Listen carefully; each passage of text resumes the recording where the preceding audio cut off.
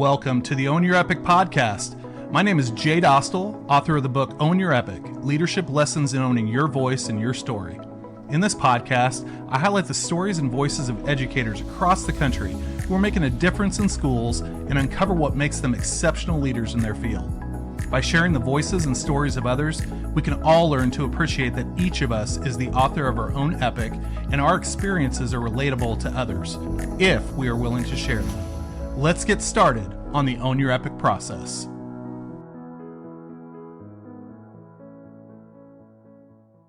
Welcome to the Own Your Epic podcast. Today is a pretty awesome day. I probably shouldn't have waited this long to have this guest on the podcast because our careers have intersected multiple times over the past, I want to say 15 years or something like that. But I am not going to do the introduction. I'm going to have her give her own introduction. So why don't you tell us a little bit about, tell us who you are and a little bit about what you do. Awesome. Yeah, so my name is Melissa Herrmann. I currently serve as the Director of Human Resources for Kearney Public Schools. But as you mentioned, we have a long path that goes back to, stretches all the way back to my very first year in administration as Dean of Students at Kearney High School. So a little bit more about myself, and it's just hard for me. I'm not good at small talk. So as you know, I'm wife to Justin, mother to two boys, Kale and Zach. But kind of larger than that, I'm someone who really has a deep passion for helping others, and which is what really led me into education, and has really tried to navigate my way through different positions and exploring what it looks like to be a teacher, a building administrator, district leader, and have found myself landed in HR, which, as I was just saying, I feel like is the perfect fit for me. I love it. It might be the best spot in education. Well, it is the perfect fit for you. I think after knowing you like one day, I knew that you were going to be perfect for that position. But I sent you a list of questions, Melissa, ahead of time, and I'm notorious for going off the script here. So I am going to shift off the script, and you and I are just having a conversation. But I want to go back to that first interview that you had when you actually were applying for a counselor position at Kearney School. Right. Talk to me a little bit about how that whole thing transpired for you. Like, how did administration come into the fold for you? Well, now if you're going to shift all the way back there, then I'm gonna jump ahead a little bit too, because I would say that as you talk about Own Your Epic and cultivating your story and making sure that that storytelling is a big piece of this. This is the story that I love to tell people, and I love to tell especially young aspiring leaders who are maybe kind of stuck and trying to figure out, or teachers who want to know, like, when's the right thing going to happen for me? Because I firmly believe that my story is a great example of how if you just let things happen organically, and if you follow, a combination of your head and your heart, and you just have a little bit of trust, that things will always work out the way they're supposed to. So yeah, this is a great story. So I first met Dr. Dostal in an interview for a counseling position at Kearney High School, which at the time, I had earned 0 credits towards my counseling degree. Right? You remember that? I wasn't even, right, I had just kind of entered the program. And the reason I had entered the counseling program is because I'd had my admin degree. I had finished that. I was teaching in Lexington and living in Kearney. And also my path is a little bit different because, my husband is very rooted in Kearney. His job is here. I knew that I was not going to be the administrator who was going to jump and kind of move to a small town or take any opening. Like, I really was locked into getting into Kearney. And so I realized that having that administrative door open for me was probably going to be challenging. And so I said, well, really, as I reflected as a teacher, like, what's my next step? Like, I knew I needed something different. I knew I wanted a different challenge. wasn't sure what that was. So I entered the counseling program, hadn't even finished my first class or earned a credit when a counseling position opened up at Kearney High School. And so I really took a leap of faith and jumped on it. And Jay, at this point, I'm sure you can tell like your side of the story, but from my side, you know, I felt like I went into that interview and didn't even really know if I wanted the counseling job, if I wanted to be a counselor, if I would be good at it. But it certainly opened the door for me then having an opportunity to transition in the next couple of months into that Dean of Students role. And so again, it's just a great example of how if you sometimes take those leap of faith and you don't necessarily know where an interview is going to lead, but it certainly played out for me well in that scenario. Well, I'll tell you what, I still remember that counseling interview. And again, this is like, I think this was my second year on the job. Second year, right, yes. In between And your first and second, yeah, right? in between first and second in that summer. And uh, your application came by, and I was like, okay, well, she hasn't necessarily started her classes, but you know, trying to find a counselor in small town America that also has the 2 years of required teaching in order to become a counselor. And like, all right, well, we'll see how it goes. And so I remember bringing you in, and I was asking you questions. I'm like, she has no idea what being a counselor should be about, but Right. she would make an awesome dean of students or an administrator if we had a position open, and then lo and behold, something opens up. And you were my first call. I was like, you've got to apply for this because this was your niche. And then the cool thing about that was, uh, you know, after going through that interview with you, I knew that you had the ability to be a counselor.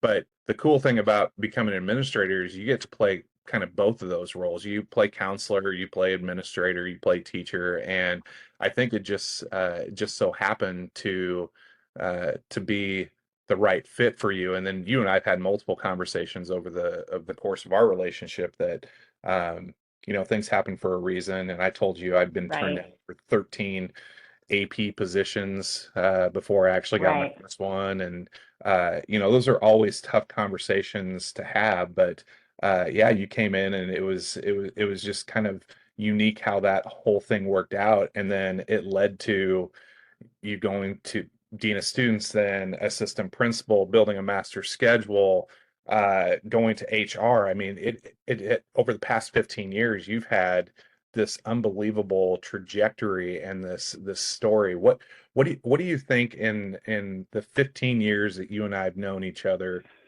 what do you think has probably opened your eyes the most about leadership?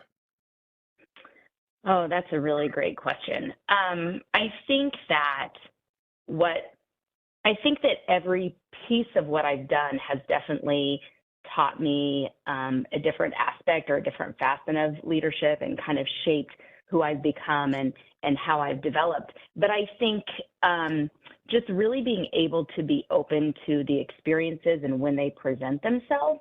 Like if you really want to grow as a leader, I've seen a lot of people who have really kind of pushed themselves to climb the ladder. They, you know, really aspire, like my goal is to be a superintendent, and that's great. And like, it's great to have goals. But then I've also seen where for some individuals that really will hinder their ability to really just sit back and soak up what you're learning in the position that you're in. And what, again, is unique for me is that because we are very rooted in Kearney, because of my husband's job, and I know I'm not leaving, I've always just approached it with a, you know, I chase experiences, not positions. And so I also like to tell people, as you say, you know, you went through 13 AP interviews. I'm 1 for 7 on interviews just in Kearney Public Schools. And that is absolutely a fact. And people don't believe that to be true, but it's true. But what I would say is that I try to coach people that if you're working hard, you're doing the right thing, you're proving yourself over and over, and you stay true to who you are as a teacher, as a leader, as a person, eventually that will shine through. And so, you know, you want to be able to take the risk and put yourself out there and interview for certain positions. But really, I think I've been able to just develop a good reputation for myself in the district, and people know what I'm about. They know who I am. They know what I value and how I'm going to lead. And that has opened up more doors for me than any, you know, interview or ladder climbing or anything else that I could have done to to put myself in a position where I could excel in the way that I have. Well, I think it's so important that you had mentioned that you aren't chasing positions, you're chasing experiences because um, I think that is, I think that's the perfect way that to encapsulate how I feel about it as well. Obviously, I have not gone after central office positions or anything like that because my passion is at the building level, being a high school principal, and I know that you and I've had Sure. conversations with that over our long tenure together.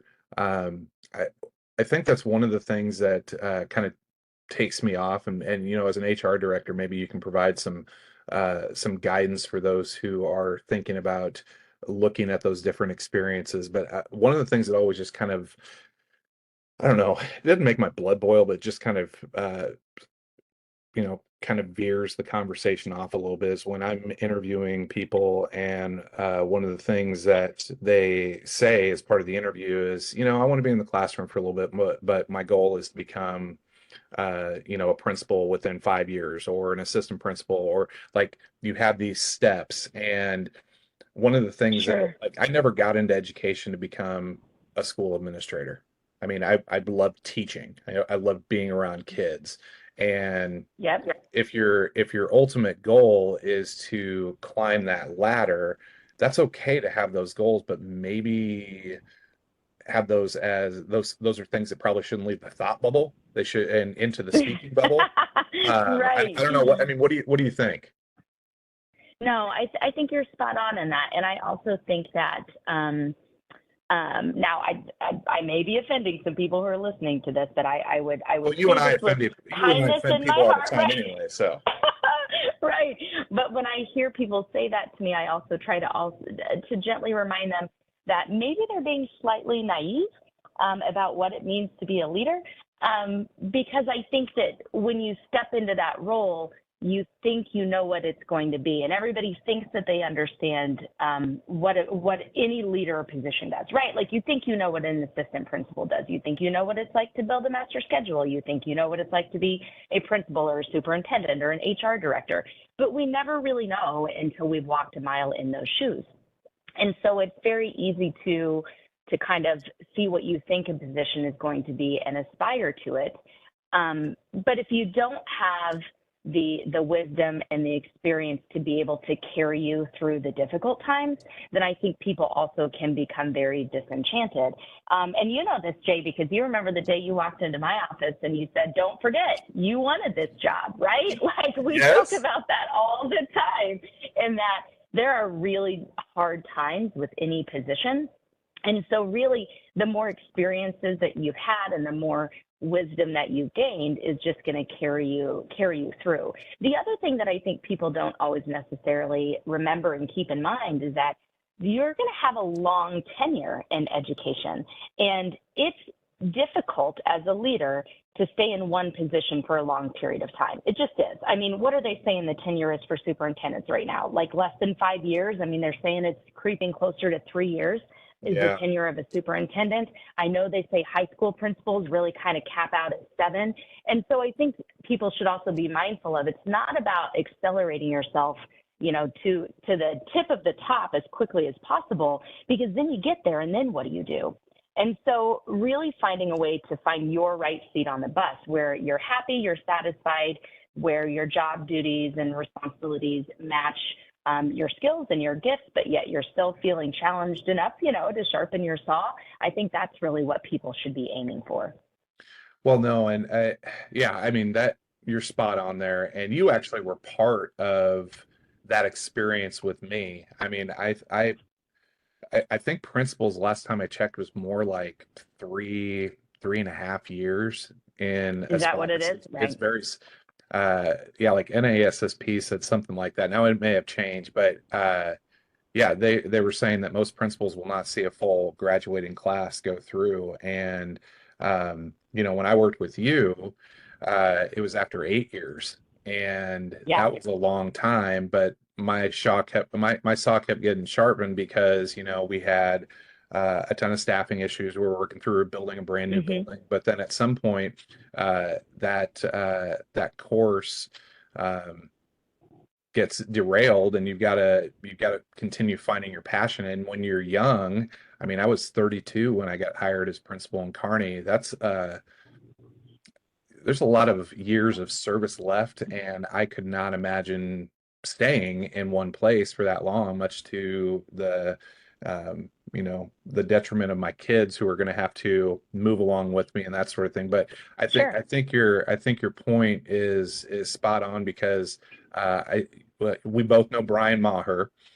Brian said something to me after my first year that has stuck with me for quite some time. But one of the things he said was when your wisdom catches up with your skills, you have a wonderful opportunity to be a great leader. And, I'd only been Mm. in the classroom for 5 years before I got into administration. And uh, I think that was detrimental to me because I only had 5 years of experience. Now, they were great years of experience, but I haven't been in a classroom since the first 5 years of my career. And I know that I'd be a way better teacher now than I was when I first started just because of Sure. as many classrooms I've been in. But no, I think there's a lot to be said about that. And it kind of goes back to your statement of, chasing the experiences and not the position, because I think there's a lot to be said there. What as you think about your career as social studies teacher, and then becoming a dean, and then an assistant principal, and now a director of HR, what has been probably the most eye-opening experience for you through these changing times of education? Oh, that's That's a interesting. loaded question I'm gonna because you've think. seen a lot. I know. The most eye-opening. I think that, I mean, of course, I'm rattling through my head some different things and different things that, happen and encounter. And some of them, as well, we encountered and went through them together. Um, And but I you know. can't tell the story about you and Angie France dumping stuff on my desk while I was out of the building, which I still have pictures of, and I won't Oh name my what's gosh, on that there, was but come on, so that much that was pretty fun. eye-opening for me. I, that's funny. No, so I will maybe talk a little bit about that story, because as I think through all of the different things that you go through as an administrator, and as we talk about, I love what you said, Dr. Maher said about your wisdom catching up with your skills, because the reality is there's no way to gain that wisdom unless you have had a lot of experiences. Like it just comes with time. That's just the nature of it. But I would say that something that probably would be um, poignant for me would be that as I rattle through these experiences in my head, so whether it's, the first time I experienced as an administrator, a teacher who walked into my office and just went off on me in a very unprofessional manner, like that sticks out in my head. Like, oh my gosh, what am I going to do? This is the first time. Here I am, a 30-year-old dean of students, and I have this veteran teacher who's yelling at me inappropriately. I think about when we moved from the old Kearney High to the new Kearney High, which is when we boxed up all of the stuff left over in the hallway and had it shipped to your office. That was fun. Um, or like I think of, the first time you have to terminate someone. I think of when you have to lead your building through multiple deaths by suicide in the same year. And I think of all these experiences that you have, but what probably connects them for me is that when you talk about the difference between a manager and a leader, so you have to both manage through all of those experiences, but then you also have to lead through them. And so when you're leading through them, like it's one thing to manage and get through the day. I think of the bus accident. Gosh, I forgot about that when I was on the bus that crashed, right? Like Oh yeah. I mean, see, all these things kind of rattle through your head, and so you manage through them. But the poignant part is that the management is just the start, right? Like when the dust settles and when you kind of have tackled the necessities of the day, then you're still left with how you lead through it. And leading through it is a longer process, and it requires you to really be empathetic with the people that you're responsible for, and how do you care for them, and how do you take care of their hearts and their emotionality in those situations, and how do you do that in a way where you're also taking care of yourself. And so that's what, when I think back to what are those poignant moments, I mean, I think those are all of those, and how you put on that brave face to be the leader in challenging times is probably what resonates, I would guess, with almost every leader, and when they recall stories from their past where they gained some of that wisdom. Yeah, as you were given that answer, I think about the number of different poignant moments that you go through, and those moments where you almost think about giving up the profession altogether. And one thing that really Mhm. hit me as you were talking about the multiple deaths by suicide, and you were there with me in 2016 when we had three student suicides, student die in a house fire, and a long tenured Right. teacher die by cancer, all within a calendar year. and Right. and that was one of it is the roughest year that I ever had. And actually that was one of the impetus is behind me maybe seeking out different opportunities, because at that point, you're 6 years in, you're dealing with all this. I self-admittedly did not handle my own grief very well, because I was trying to lead the building and take care of Sure. everybody else. Um, but you're right. Those are the points in time that you really question yourself. Have you ever questioned yourself about leaving the profession altogether? Um, I have not. I would say, so if I'm being really honest, I would say that right now is probably in this moment in time is where I question the profession, and not because I want to leave, but because I just really worry about the future of public education, with a lot of the, politicalness out there, and with just a changing dynamic within our society. Sometimes I worry about the profession in general, like what is this going to look like? And is this something where I'm going to be able to continue in this position and to lead in a way that still allows me to be who I want to be as a leader? And so I think that I haven't ever seriously questioned it. I love what I do, but I also understand where you come from, in the sense of sometimes you just have those days, right? And those, why do I do what I do? I could just go back to being a teacher, right? Like I could be a teacher in the classroom and not have to manage all of this. And so I think everybody has those moments where you reflect on it. But the key is to allow yourself to feel that emotionality, and to allow yourself to kind of live in that space, but to not set up camp and stay there, right? Like it's okay to have those feelings and question that and that emotion, and is this really worth it? And I work so hard, and maybe you feel devalued or unappreciated for the work that you do, but to still be able to pull yourself back up, to not live in that space, but to just kind of validate that and then move forward with the hopefully the resounding belief that we are doing good, and our jobs are difficult, but they're also really important. And so that's what So I always try to remind myself. that's a great reminder. But what fills your bucket? Are you still running? It's funny that you say that, because running used to really be my outlet, just where I was able to think. It's where I had all of my great, sometimes Outdoors, harebrained right? You're ideas. running Right, outdoors, not on a right, treadmill. yes. No, I don't run on a treadmill. You know that. I still I don't care if it's 19 degrees. I'll run outside. Like I like to be outside. I like that running. So that was a big part of my life, and a big part of my stress relief and processing, and all of that. So as I was working on my dissertation, my routines kind of flipped. And so I would do all of my article reading and writing and editing in the morning, because you also know I'm an early riser. So I'd get up at 5, drink my coffee, spend a couple hours working on my paper, and then go to work. And that's kind of how I managed my workload. Well, I used to run in the mornings, and so I didn't realize, so I'd gotten out of the habit for about 2 or 3 years. And so I didn't realize how much I was missing it in my life until I finished my dissertation. And literally the day after my defense, I woke up that morning at 5 o'clock and I was like, so now what? Like, now what do I do? Like, now I don't have this. So I have started getting back into running, and hadn't realized how good it was for me mentally, and just how much I needed that decompression and that process time. I didn't realize how much I'd missed it in my life for the last 2 or 3 years. So you've gone back to it then. Yes, yes, Oh, and good for you. it's been great. Yeah, Well, but great. Now, I now would you also can. say what's I that? was going to say now you can listen to this podcast while you're running.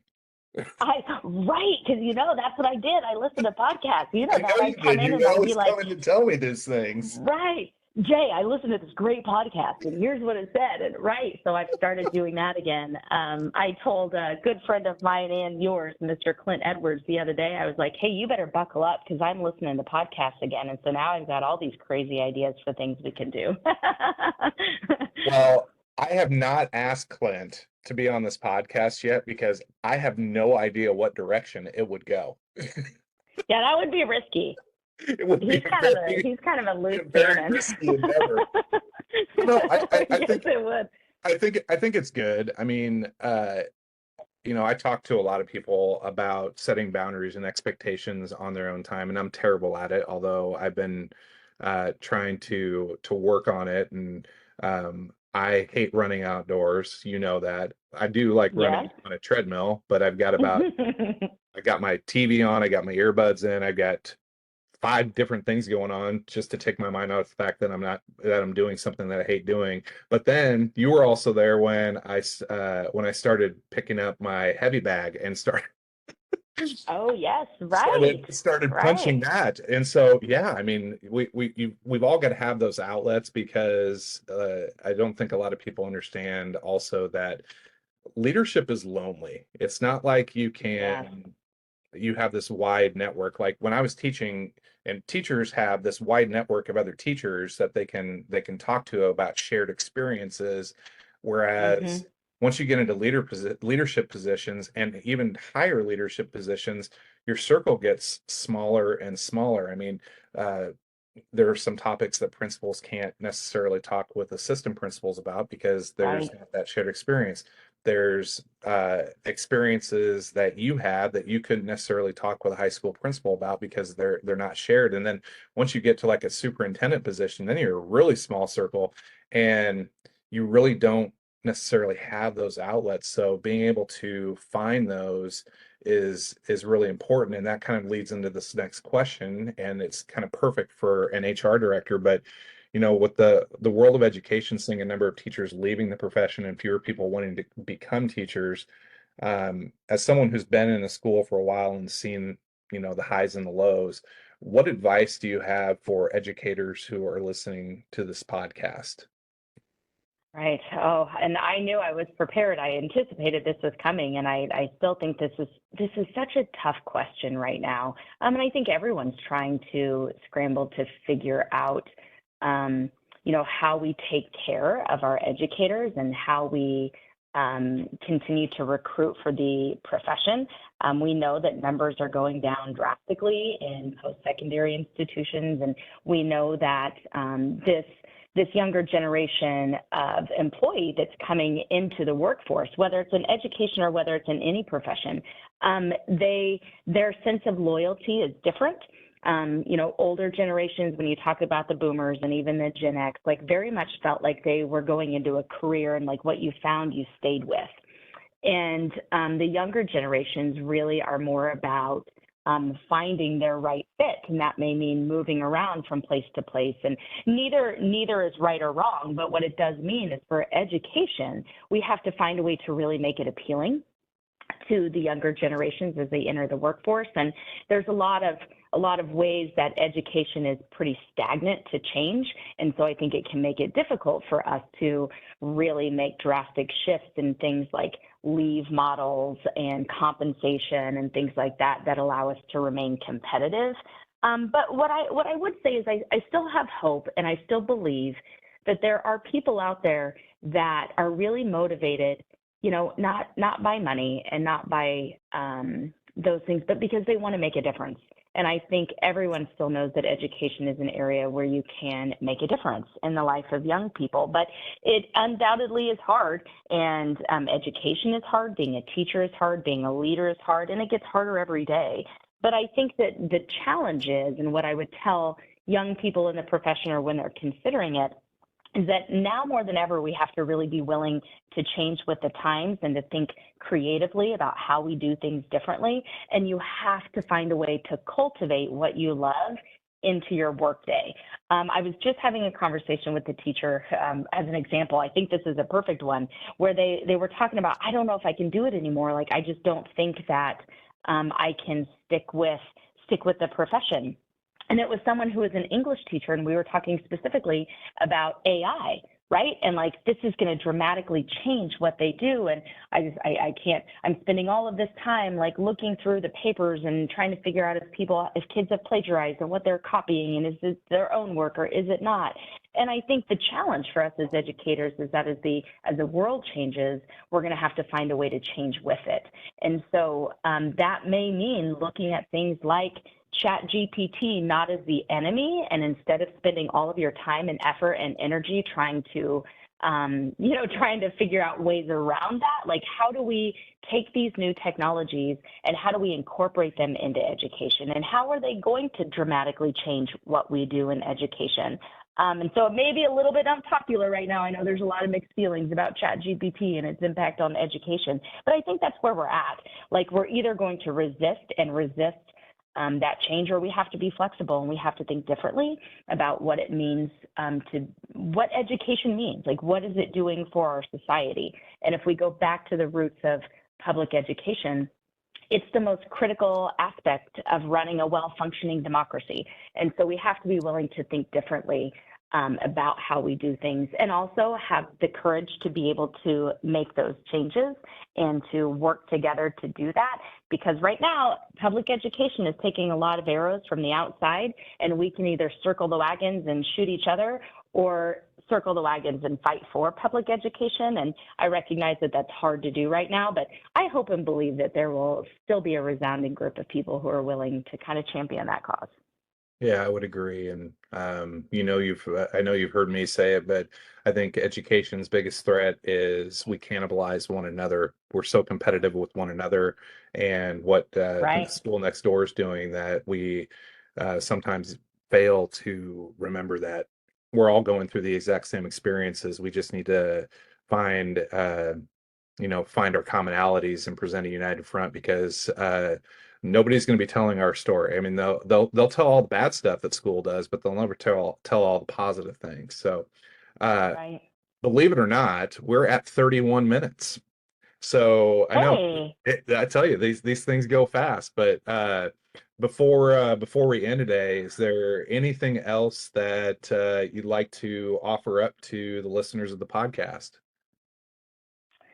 Oh, gosh, that's a great question. Here's what I would say. I know most of your listeners are probably in education. And so if you're in education, I would say that now is the time that we really need to love on each other, right? And that we need to, as you very much stress, we need to be sharing our story, and we need to be speaking out publicly to anybody who will listen about the importance of what we do, and to dispel some of the myths and rumors about public education. I think that's critical. And then we also have to take care of each other. So you know your inner circle and the people around you, and how can we support each other and lift each other up in a positive manner, because I think that's going to be a really critical part as we move forward. And so I would do that. And then I also would say, if you're not in education, please love on your educators, right?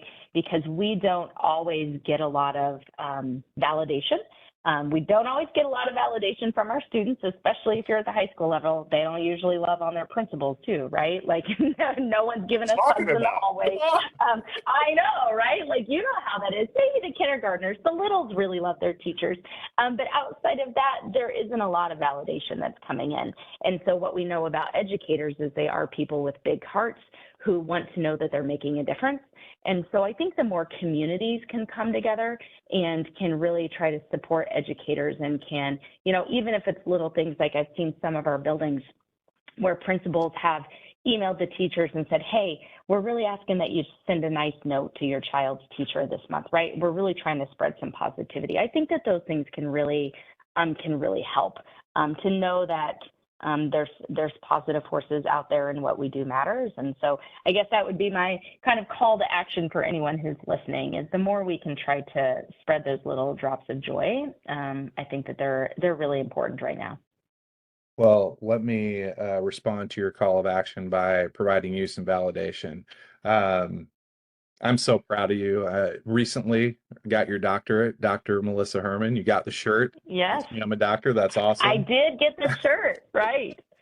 And Well, you have always been one of those people that I can is a sounding board for me. And so I appreciate you beyond measure, because you have definitely, you are a character in my epic, and you're not a hitchhiker. You're riding in the passenger seat, and you've provided a lot of sage advice, and I appreciate that about you. And it's even though we have gone different ways professionally, hmm making sure that we have that connection has always been very important to me. And so kudos to you, and thank you so much for taking some time to be on the podcast.